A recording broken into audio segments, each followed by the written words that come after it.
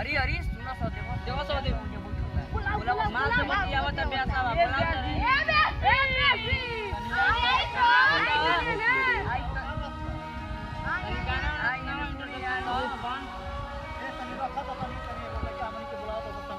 माल से बतिया तला का हो आई लव यू जानू आई तन तो कौन चीज हो गाना ना नहीं गाना सुन बोलो अच्छा आई वो गाना तो याद रखे लिखले बनी पाना पर सुना दी गाना सुनावा मनोरंजन करो तन रुको पे अपन परिचय तब देवे पड़ी हमने तो परिचय दे रुको देखो तनी लो सुनो लो अपना बारे में अपन एगो इंट्रोडक्शन देता नहीं स्टेज पे सुनाई एकदम हां पहिला नंबर जाना हो नाम बिना विशाल नहरिए तो घर बा अरे वाह नाम हमार बिना विशाल नहरिए तो घर बा बाघावा जिला घर बा तो कौना बात के डर बा गांव हो स्कूल गांव हो हरपुर स्कूल गांव हो हरपुर स्कूल आ बसदर डाक घर बा गांव हो हरपुर स्कूल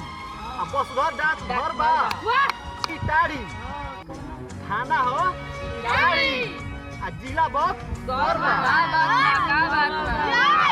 आ भोजपुर हम मौसी के गांव भोजपुर हम मौसी के घर आ एकावना ममो आ बक्सर जिला घर बा तो कौना बात के अपन गौवा के करी का बड़ाई अपन हरपुर गौवा के करी का बड़ाई आ झिंगू चौधरी के स्कूलिया में होला खूब बढ़िया पढ़ाई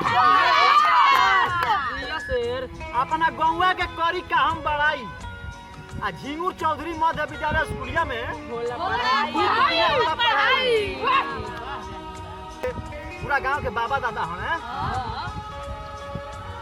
आ बक्सर जिला घर बा तो कौना बात के हमारा गौवा के पिपरा चंदन से कम नहीं थे हमारा गौवा के पिपरा चंदन से कम नहीं थे हमार हरपुर जौवा कोनो लंदन से कम नहीं थे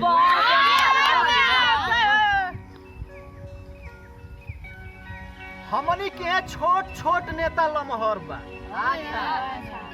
हमनी की है छोट छोट नेता लमहर बा आ बक्सर जिला घर बा त कोना बात आप सब गौर देबे कोई बात पर कोनो गलत नहीं किनु बोलो गलत बोलम तो बताइयो लो ठीक बा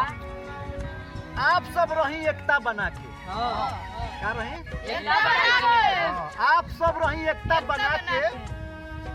आ विकास करी हरपुर में सपना सजा के आप सब रही एकता बना के आ विकास करी हरपुर गौवा के सपना सजा के आ कोनो बतिया गलत हम बोलत होखी कोनो बतिया गलत हम बोलत होखी तो हमारा के बताइब सब आप सबके पैर अगर कोनो बतिया हम गलत बोलत होखी तो आप सबके पैर हमार सर बा आ बक्सर जिला घर बा तो कोनो